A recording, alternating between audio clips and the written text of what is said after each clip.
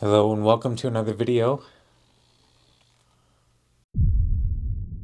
And today's custom budget PC is once again built into this Gamdias Aura PC case. An excellent budget choice as it comes pre-installed with 3x 120mm ARGB air intake fans and one 120mm air exhaust fan. On top of that, it has this nice metal grille for lots of good airflow, as well as some gaps on each side. The top I/O of the PC case features an LED button so you can control the color scheme of the fans. However, there is an ARGB header if you want to plug that into the motherboard. If it's an option, you can control it with software. And there's two USB 2.0, one USB 3.0, and a microphone and headphone jack. And let's get this tempered glass panel off and take a look at the inside. Underneath this Thermalright Assassin Spirit V2 CPU cooler, there's an Intel Core i5-11600KF CPU with 6 cores and 12 threads. Beside that, we have 16 GB of Corsair Vengeance 3200MHz DDR4 RAM. And this would be a Zotac Gaming GeForce RTX 3060 Ti twin-edge graphics card with 8 GB of GDDR6 memory. And it's packed onto this Gigabyte H5-11600H motherboard with PCIe 4.0 speeds. Nothing too fancy, but definitely gets the job done.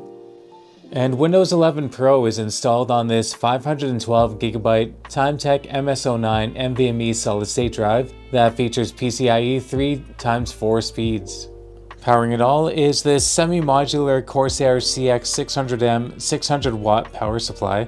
For additional storage, I threw in the Seagate Momentous 320GB hard drive. The rear I/O of the motherboard has a mouse and keyboard PS2 port, 4x USB 2.0, 2x USB 3.2, an HDMI port, and a VGA port that you can't use with this version of the Intel Core i5 CPU. There's an RJ45 Ethernet port, audio jacks, and you'll notice there's a little bit of a gap here. It's kind of a poorly and sloppy cutout job by a motherboard reseller. They should be sending me a new I/O shield soon, which I can help the customer install.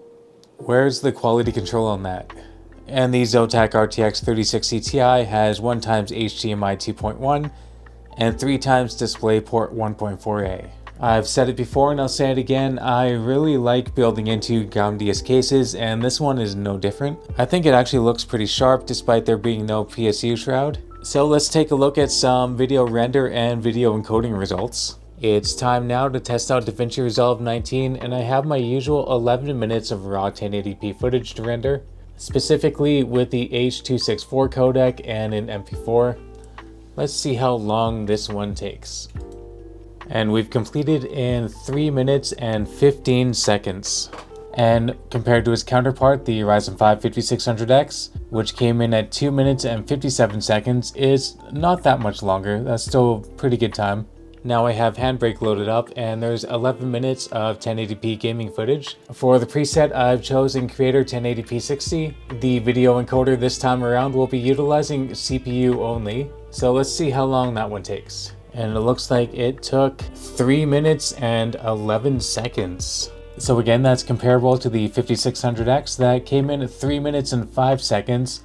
We're really only looking at a few seconds difference, which is decent.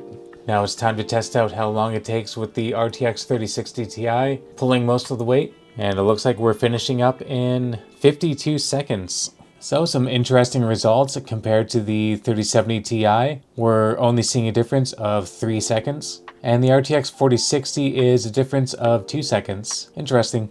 And we see that this i5 is actually doing pretty good when compared to its Team Red equivalent of the 5600X. Or maybe not equivalent, but something close in performance.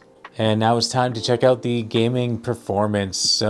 And before we get to that gaming performance, I just want to make note that I'm using MSI Afterburner to undervolt and slightly overclock the 3060 Ti, and this will be the video to check out if you want to learn how to do it as well. So shout out to this YouTube channel, he does a really good job of easily explaining how to do this.